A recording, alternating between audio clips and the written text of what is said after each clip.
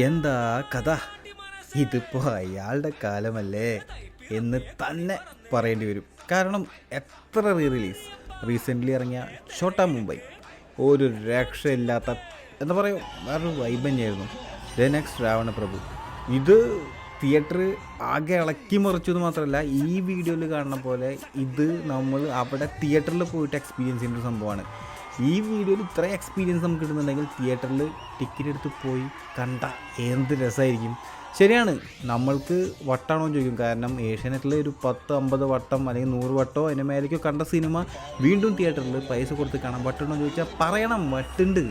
ലാലേട്ടനോടുള്ള വട്ട് ഞങ്ങൾക്ക് എല്ലാവർക്കും ഉണ്ട് എന്നൊരു തെളിവാണ് ഇപ്പോൾ ഇവിടെ റിലീസ് വമ്പൻ ഹിറ്റാവണത്.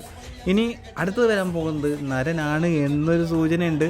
എന്നാൽ ഒരു കാര്യം ഉറപ്പിച്ചോ, തിയേറ്റർ അലക്കി പൊളിക്കും. നിങ്ങളൊന്ന് ആലോചിച്ച് നോക്ക്, വേൽമുരുക വരുന്ന വഴി ഓ മാൻ മിസ്സാക്കണ്ടത് കണ്ടിരിക്കണട്ടാ.